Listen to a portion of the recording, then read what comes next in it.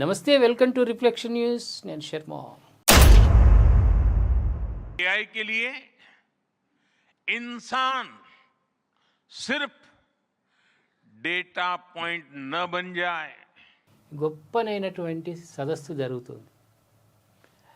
ఇక్కడ ఏఐ సదస్సు సందర్భంగా మోదీ ఈరోజు అన్ని ఛానళ్ళల్లో లైవ్ టెలికాస్ట్ అయింది. వరల్డ్ వ్యాప్తంగా ఏ దేశానికి ఆ దేశం మాతృభాషలో ఆయన మాట్లాడిన స్వరం అట్లే స్పష్టంగా మనం వింటుండే నరేంద్ర మోదీ మన భాషలోనే మాట్లాడుతుండా అట్లా భ్రమింపజేసేది విధంగా ఉంది. అది కొత్త టెక్నాలజీ ఏఐ. ఇది ఏమంటున్నాడు కొత్త టెక్నాలజీలో అంటే, కృత్రిమ మేధా సామర్థ్యం మనలో ఆలోచనలకు అందనంత దూరంలో ఉందని ప్రధానమంత్రి నరేంద్ర మోదీ అన్నారు. ఏఐ వినియోగం చట్టబద్ధంగా పునఃసమీక్షించేలా ఉండాలన్నారు. దేశ రాజధాని ఢిల్లీలో జరుగుతున్న ఇండియా ఏఐ ఇంపాక్ట్ సదస్సులో ప్రధాని మోదీ గురువారం ప్రసంగించారు. మానవ అభివృద్ధిలో ఏఐ కీలక భూమిక పోషిస్తుందని తెలిపారు.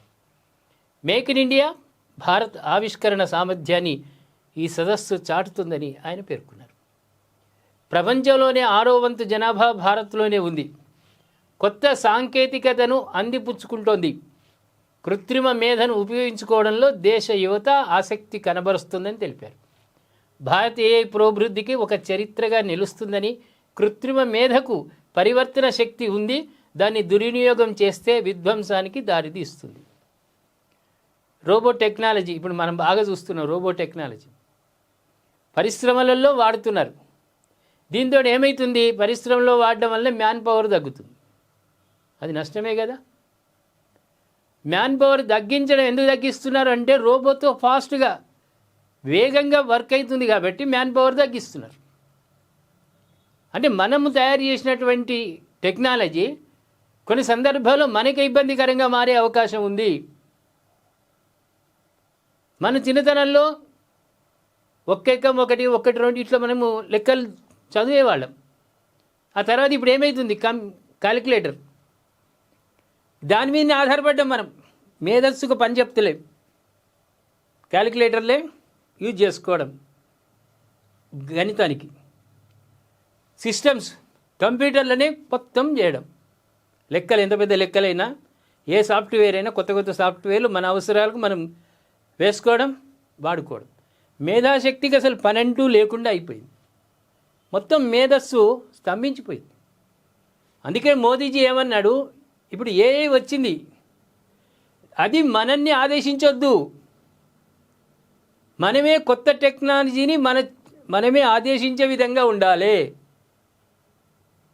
రోబో టెక్నాలజీ వచ్చి హోటళ్లలో రోబో, పెద్ద పెద్ద ఇండస్ట్రీస్లలో రోబో.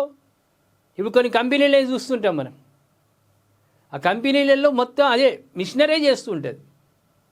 ఎక్కడ ఉంటారు? ఏదైనా లోడ్ అన్లోడ్ ప్రక్రియ, ప్యాకింగ్ కూడా రోబో టెక్నాలజీ. దీనివల్ల ఏమైంది? కొద్ది మందితోటి ఎక్కువ వర్క్ చేసుకోగలుగుతున్నారు కంపెనీలు. దీనివల్ల నిరుద్యోగ సమస్య కూడా, ఉపాధి అవకాశాలు కూడా దెబ్బతినే అవకాశం ఉంది. అంటే ఆ టెక్నాలజీ మనల్ని ఆదేశిస్తుంది, మనం దాన్ని ఆదేశించుడు కాదు. దానికి ఏదైనా పని ఒక సిస్టంలో ఫీడ్ చేసి పెడితే ఆ పనిని కంప్లీట్ చేసేస్తుంది. నేటి యువత కూడా ఏఐపై ఆధారపడి వర్క్ చేసినా కూడా ఈ కొత్త టెక్నాలజీ మీద దాన్ని మనమే ఆదేశించే విధంగా ఉండాలి తప్ప అది ఆ టెక్నాలజీ మనల్ని లొంగ తీసుకోవద్దు. ప్రపంచవ్యాప్తంగా భారతదేశంలోనే ఎక్కువ జనాభా ఉంది, ఎక్కువ మంది విద్యార్థులు ఉన్నారు. అక్షరాభ్యాసాలు, అక్షర శాతం చదువుకునే వాళ్ళ శాతం పెరుగుతున్నది. ఆడపిల్లలు కూడా పెద్ద పెద్ద చదువులు చదువుతున్నారు, మగపిల్లలు చదువుతున్నారు. వాళ్ళకి ఈ టెక్నాలజీ చాలా అవసరం. కానీ బ్రాకెట్లో ఏంటి?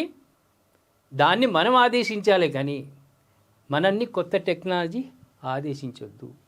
యావత్ ప్రపంచవ్యాప్తంగా ఏఐ అనేది మహత్తరమైనటువంటి ఆశ్చర్యకరమైన రీతిలో ఉంది. ఇవాళ ఒక్క మచ్చు తునుక చాలు. ఇవాళ మోదీజీ మాట్లాడినటువంటి మాటలు ప్రపంచ భాషల్లోకి ఆయన గొంతుతో వెళ్ళాయంటే, ఇవాళ ఉదయం మనం లైవ్ చూస్తే మన తెలుగులో ఎక్కడైనా ఆయన బహిరంగ సభల్లో మాట్లాడితే ఒక 3-4 లైన్లు తెలుగులో మాట్లాడతాడు. కానీ ఇవాళ మొత్తం మాటలు ఆయన గొంతుతో తెలుగులో వచ్చాయంటే టెక్నాలజీ గొప్పతనం. అందుకే టెక్నాలజీ మనల్ని ఆదేశించాలి కానీ మనం ఆదేశించాలి కానీ మనల్ని అది లొంగదీసుకోవద్దు. మీరేమంటారు? ఏ టెక్నాలజీ మీద ప్రపంచవ్యాప్తంగా మహామహులు వచ్చారు, సదస్సు నడుస్తూ ఉంది. దాని గురించి వాళ్ళు విస్తృతంగా అభిప్రాయాలు తెలియజేస్తున్నారు, ఆశ్చర్యాన్ని వ్యక్తం చేస్తున్నారు. రాబోయే రోజుల్లో కూడా ఇంకా అద్భుతమైనటువంటి పరిడవిల్లే అవకాశం ఉంది ప్రపంచవ్యాప్తంగా. మేడ్ ఇన్ ఇండియా లాగా ఇప్పటికే మేడ్ ఇన్ ఇండియా వాచ్లు వాడుతున్నాం, హెలికాప్టర్లు తయారవుతున్నాయి, ఫ్లైట్లు తయారవుతున్నాయి, రైలు ఇంజన్లు అవి పెద్దవి కదా. రైలు ఇంజన్ అంటే చాలా పెద్దది, అది కొన్ని కోట్ల రూపాయల రైలు ఇంజన్లు బయట దేశాల నుంచి తెచ్చుకునేవాళ్ళం. ఇప్పుడు మన దగ్గరనే తయారవుతుంది, ప్రతిదీ మన దగ్గరనే తయారవుతుంది. ఏఐ కూడా యావత్ ప్రపంచాన్ని ఆదేశించే దిశగా అది వెళ్తుంది. ఈ అద్భుతమైన టెక్నాలజీ మన శాస్త్రవేత్తలు, మన సైంటిస్టులు, ఇంజనీర్లు కృషితో వచ్చినటువంటిది. మరి మోదీజీ కృషి కూడా దాని వెనకాల ఉంది. దీని గురించి మీ అభిప్రాయాన్ని. ఒకటే విషయం, టెక్నాలజీ ఎప్పుడైనా భవిష్యత్తులో ఏ టెక్నాలజీ వచ్చినా అది మనల్ని ఆదేశించొద్దు, మనమే దాన్ని ఆదేశించే విధంగా మనం తయారు చేసుకోవాలన్న మాటకు మీరు ఏకీభవిస్తారా?